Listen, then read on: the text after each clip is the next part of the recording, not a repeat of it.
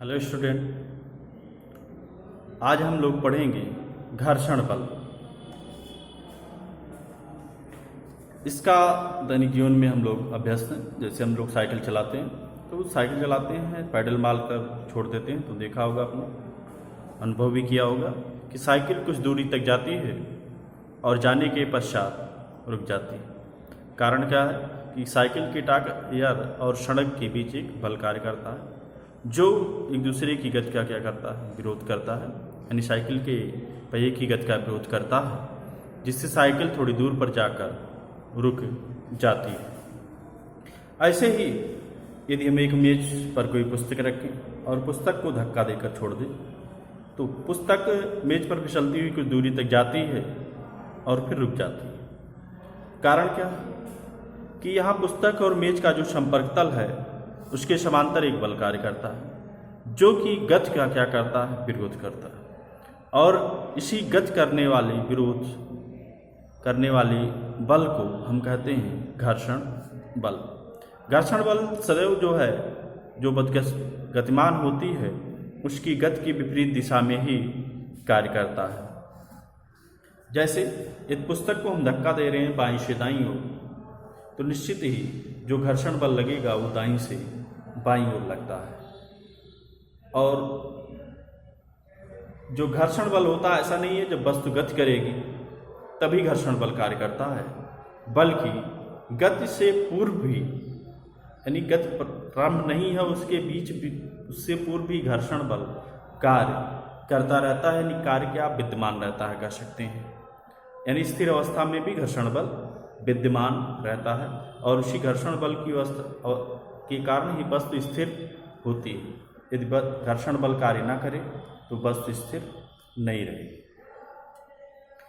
तो इस तरह से कह सकते हैं कि जितनी भी वस्तुएं गतिमान हैं या स्थिर हैं, यदि संपर्क तल में हैं तो उनके बीच घर्षण बल कार्य करता रहता है।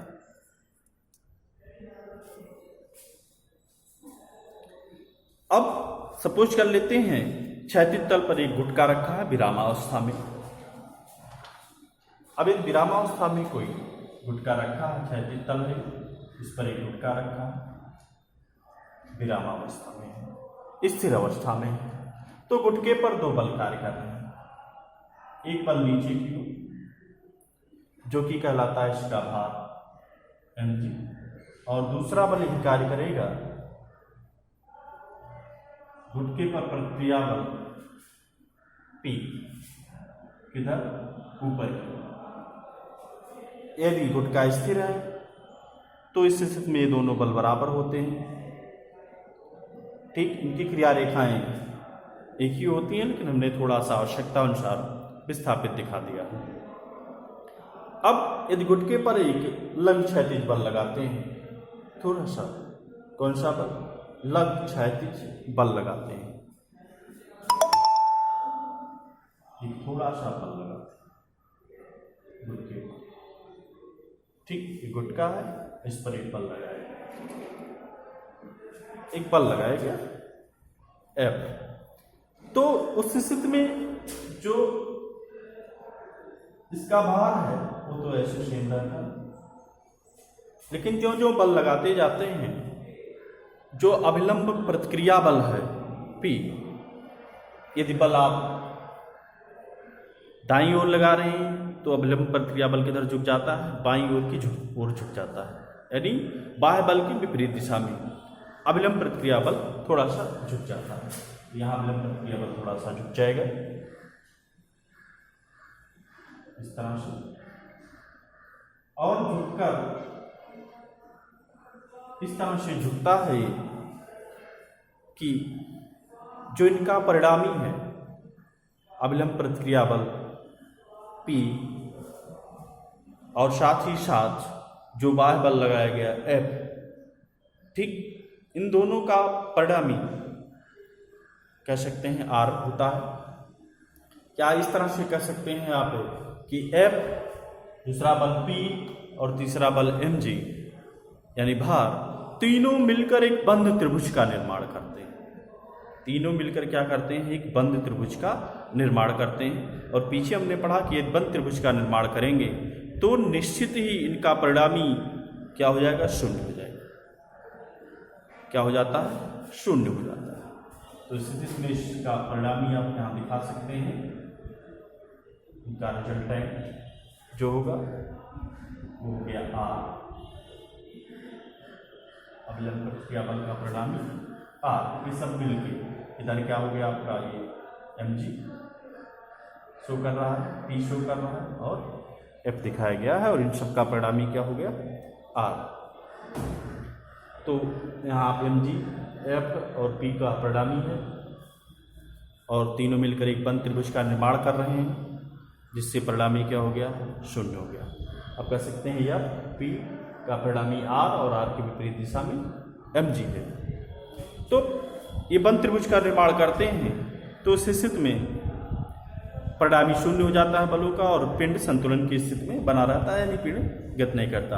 अब ज्यों ज्यों बल F हम बढ़ाते जाते हैं, उसी अनुपात में अवलंब प्रतिक्रिया बल धीरे धीरे झुकता जाता है, जिससे जो है पुनः एक बंद त्रिभुज का निर्माण हो सके और परिणामी शून्य हो सके।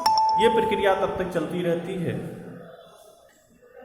ठीक, जब तक कि पिंड गति नहीं करता।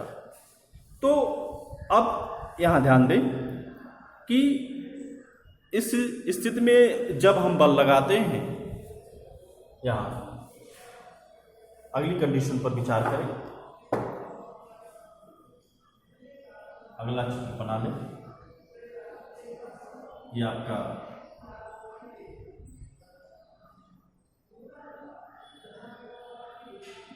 पिंड है, इस पर बार बल लगाया गया है F, इसका भार कार्य करेगा नीचे mg, बल लगाने पर अवलंब प्रतिक्रिया बल जाता है झुक, ये है P। इस स्थिति में इसको दो घटकों में वियोजित कर सकते हैं, एक तल के क्षैतिज घटक और दूसरा तल के जो घटके का तल है उसके लंबवत घटक इधर, जो कि R। इस तरह से एक क्षैतिज घटक मिल गया इसका, और एक अवलंबवत घटक मिल जाता है किसका, अवलंब प्रतिक्रिया बल P का, जब वो झुक जाता है। इन दो घटकों में जो क्षैतिज घटक है तल के समांतर और बल की विपरीत दिशा में यहाँ जो घटक पाया जाता है, इसी को कहते हैं घर्षण बल। कौन सा बल होता है ये, घर्षण बल।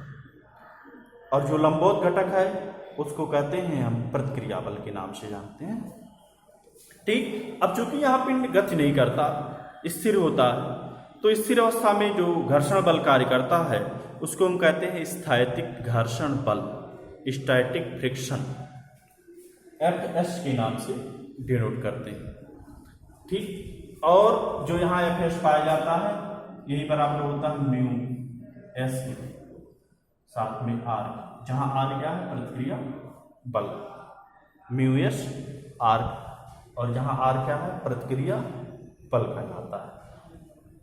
यहाँ एक कोण बनता है, इसी को कहते हैं हम घर्षण कोण के नाम से जानते हैं।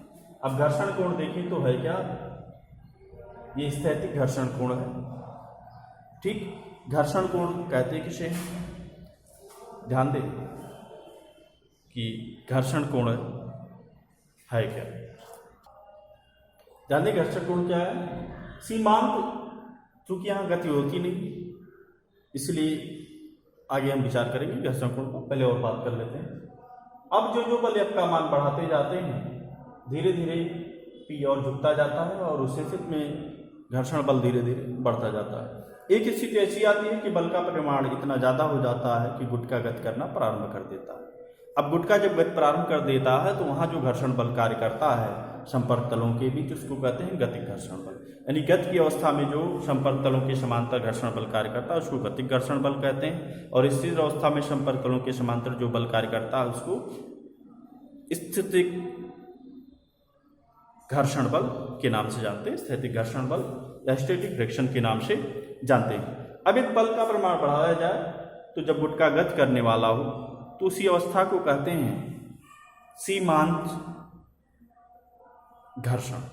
कौन सा घर्षण कहते हैं, सीमांत घर्षण, लिमिटिंग फ्रिक्शन के नाम से जानते हैं। और लिमिटिंग फ्रिक्शन जो होता है उस अवस्था में जो घर्षण बल होता है उसी को कहते हैं सीमांत घर्षण बल कहते हैं। यानी स्थैतिक घर्षण बल उस स्थिति में सबसे ज़्यादा होता है और स्थैतिक घर्षण बल के अधिकतम मान को ही हम क्या कहते हैं, सीमांत घर्षण बल कहते हैं। स्थैतिक घर्षण बल का जो अधिकतम मान होता है उसी को कहते हैं सीमांत घर्षण बल कहते हैं। और सीमांत घर्षण बल की अवस्था में जो है, सीमांत घर्षण बल की अवस्था में Fs, ठीक, सीमांत घर्षण की बल की अवस्था में सीमांत घर्षण बल Fs और अभिलंब प्रतिक्रिया R का परिणामी P है। यहाँ P अभिलंब प्रतिक्रिया R के साथ जो कोण बनाता है उसी को हम कहते हैं घर्षण कोण। तो यहाँ ये घर्षण कोण कहलाता है सीमांत घर्षण की अवस्था में।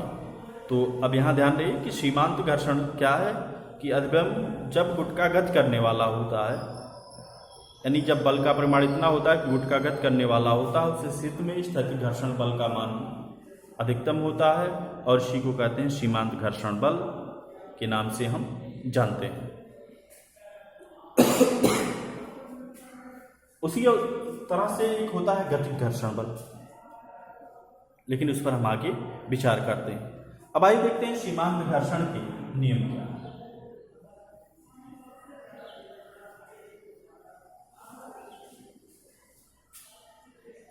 ठीक, विभिन्न तलों के बीच जो है घर्षण बल से संबंधित क्या किया गया, एक्सपेरिमेंट किया गया और परीक्षणों के आधार पर सीमांत घर्षण का नियम दिया गया। और जो नियम है वो इस तरह से है। पहला, सीमांत स्थैतिक घर्षण बल का परिमाण संपर्क तलों की प्रकृति पर निर्भर करता है। ठीक, जैसे कितना चिकना है, कितना खुरदुरा है, इन कारकों पर निर्भर करता है। इस पर निर्भर नहीं करता कि तल का आकार कैसा है, क्षेत्रफल, आकार और क्षेत्रफल पर निर्भर नहीं करता, बल्कि इस बात पर निर्भर करता है कि खुरदुरापन या चिकनापन उसका कितना है।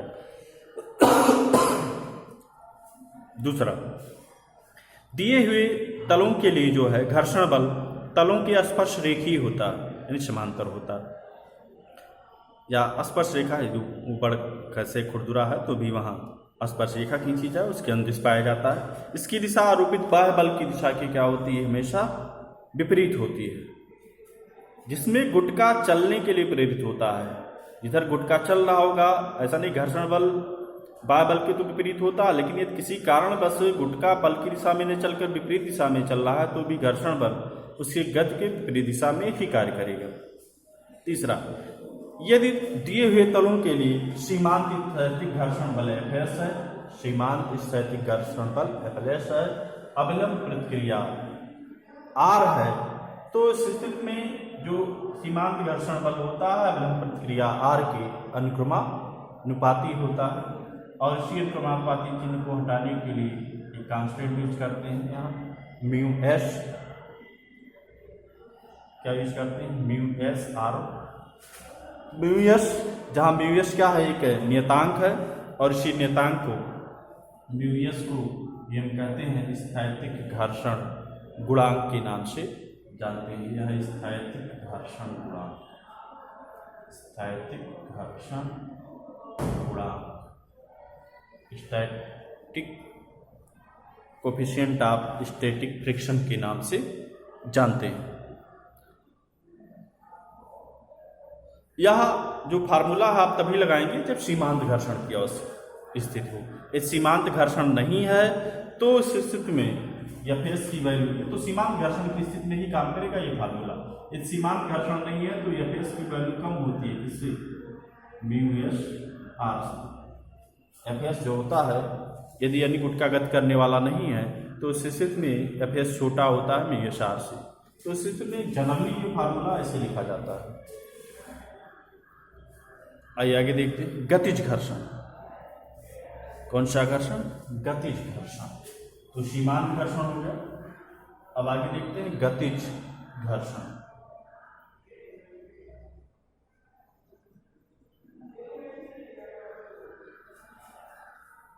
ध्यान दें, जब गुटके में एक बार गति प्रारंभ हो जाती है तो तलों के बीच लगने वाला घर्षण बल घट जाता है। अब एक समान गति बनाए रखने के लिए जो है कुछ कम बल की आवश्यकता होती है। और गति के दौरान संपर्क तलों के बीच जो घर्षण बल कार्य करता है उसको हम कहते हैं गतिज घर्षण बल, और इसका मान जो है सीमांत घर्षण बल Fs से कम होता है। और इसका हम अनुभव भी कर चुके होंगे।